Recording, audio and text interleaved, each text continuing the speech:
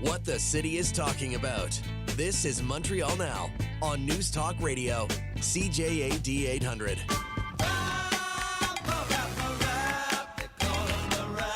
That is James MENNIE. He is over at the Montreal Gazette. Okay, Big Jim, here we go. Day after the by-election, close, but no cigar for the Liberals. The Bloc end up winning by a hair, as they say. What does this change, if anything? You know what? I think it really puts the accent now. It doesn't matter what let me rephrase that. It matters even less what Justin Trudeau has to say about anything whatsoever. I don't know if you heard his initial remarks this morning. Yeah. He said, we have work to do. If you go back and look at the tapes on June 25th after the defeat in St. Paul, Toronto St. Paul, and another Liberal stronghold, he said, we have work to do.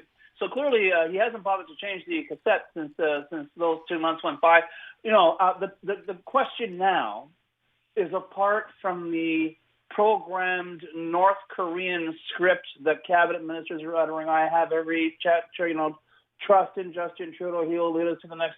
It's going to be up to the caucus. It's going to be up to supporters. It's going to be up to, if there are any left actual card-carrying Liberals, many of whom, as far as I'm concerned, stayed the hell home in LaSalle riding yesterday, whether they still want to proceed with this guy as their leader. Anybody who at this point thinks there's any doubt as to the political toxicity of Justin Trudeau clearly has not been paying attention. And this is for real stuff. It doesn't matter what's happening in Quebec. Some people are saying, well, Justin Trudeau, as long as he holds Quebec, he can still form a government. I don't think so. He's going to get blown off the map everywhere else in the country. It's really looking that the Liberals themselves, not Justin Trudeau, who is not the personification of the Liberal Party, even though I would respectfully submit his grip, his stranglehold right now on the federal Liberal Party of Canada is the equivalent of Donald Trump's on the Republican Party in the United States. But all that said, they've got to figure out whether they want to run with Trudeau, whether they want to ride with Trudeau, as far as I'm concerned, off a cliff and into political oblivion, or whether they want to try and save the country from what appears an almost lead pipe cinch of a Conservative victory under Pierre Poilievre. I would just correct you on one thing. With respect to what he said this morning, he didn't say we have work to do, Jim. He added the word a lot. We have a lot. Well, there you go. I'm sorry. They probably edited his script before. That's right. But you know how absolutely frustrating that is when he goes, it's tough to lose something by that much. It was such a close victory. Well, the thing is, your party has routinely garnered 42% of the vote, and they were lucky to squeak by with a little over 20, and that is if that is not the equivalent of a ball-peen hammer in the head to Justin Trudeau, I don't know what is. And the idea that somehow, we'll just shake it off and keep on going. No, I mean you are really, and you have to ask yourself at this point: is he just out to lunch, or is he doing this deliberately?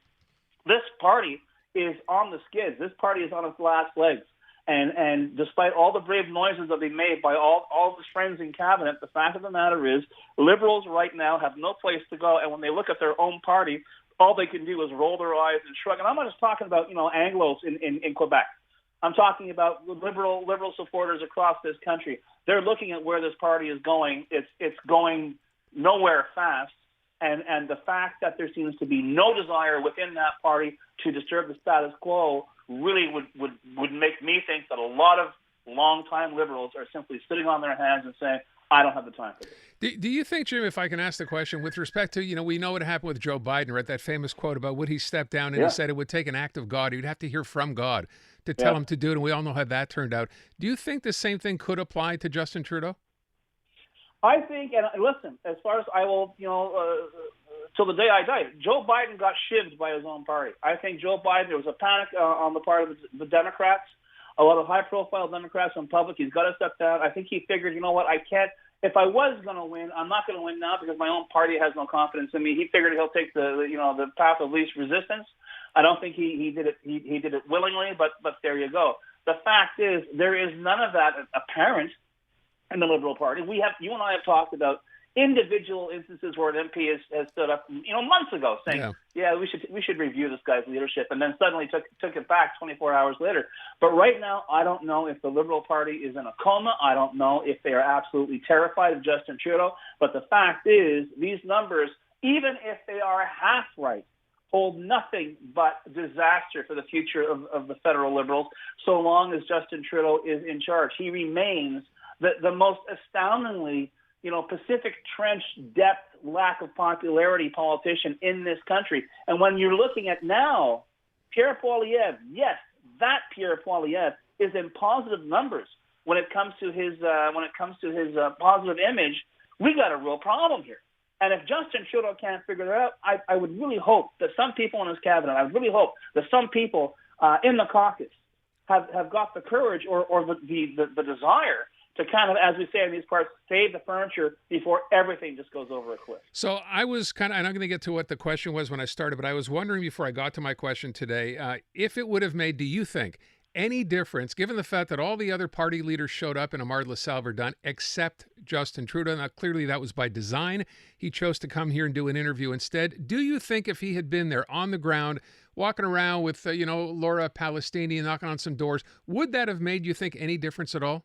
I don't think so. They made a deliberate choice to keep his picture off the campaign posters.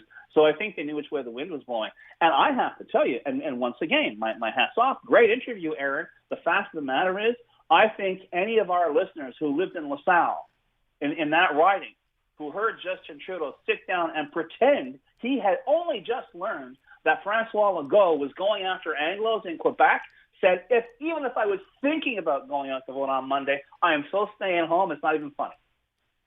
It's funny. I've heard that from a couple of people as well. That seems to be the pushback on the French side anyway. But I will point out the day that OQLF directive came out, or at least the next day, I had Anna Gainey on this show. We'd heard from the federal minister, Mark Holland, saying, hey, this is no good. Yeah. We're going to look at this.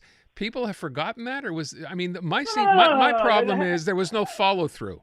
I don't know if, all due respect, I don't remember if you were on vacation or not, but the fact is, I know I talked to someone at CJAD pointing out what prompted Anna Gainey's come to Jesus moment that suddenly the federal Liberals had noticed that this issue that we had been talking about nonstop on the most listened to English language news platform in Quebec, suddenly a federal MP of the Liberal Party went, hey, that seems kind of bad, and then brought it to the health minister's attention, who then turned around and says, well, I think we should we should maintain the norms nationally, which means people should have access to. Excuse me. When Trudeau came on your show last Friday, okay, and started spouting off about Francois Legault, I was reminded of the very famous scene in Casablanca where Claude Rains, as Captain Hanot, says, I am shocked to discover there's gambling going on here. And then his hand is winning. Okay? Okay. So really, talk about insulting your supporters again. It was absolutely preposterous. And listen, the person I really feel sorry for is Laura Palestini. She clearly worked very, very hard to get the vote out. She came close, but honestly, it would have been tough for her to win given the so-called support she had in her corner. All right, I got to get out of here, but I do want you to weigh in because this was my question when I started today, Jim. The turnout for this by-election, roughly 40%, which from what I understand is actually pretty good for a by-election. But my question is, this is pathetic. This was a by-election that had been talked about for quite a while. It was important. People knew it was. We've talked about it forever. How do we get people to go out and vote? And I'm saying maybe we'll look at some other countries, and I want to know what you think about this, that either make it mandatory to vote, or you can get anything from a fine to a tax, something, or offer you an incentive to go vote. Is it time we start looking at something like that here? Perhaps, but I think it's also time that the politicians began offering people a reason to go out and vote, which clearly wasn't the case in LaSalle. And just as a listener, I know, Aaron, it's your show. As a listener, I'd be fascinated to know if any of our listeners who live in LaSalle riding stayed home on Monday night. Well, apparently a lot of them did, right? Because only 40% turned out. I would love to, if they're listening to us right now, I'd love to hear from them and ask them why. Why they stayed home? Okay. Yeah, that seems to be the conclusion. Oh, well, nobody turned out. Well, duh. Apparently, no. The Liberals certainly didn't turn out. If you're winning by 40%, and then you can barely go over 20%. But I would love to find out why people stayed home, if they dare tell us. Okay. I'm going to add that to my question. Jim, thank you. Adamant.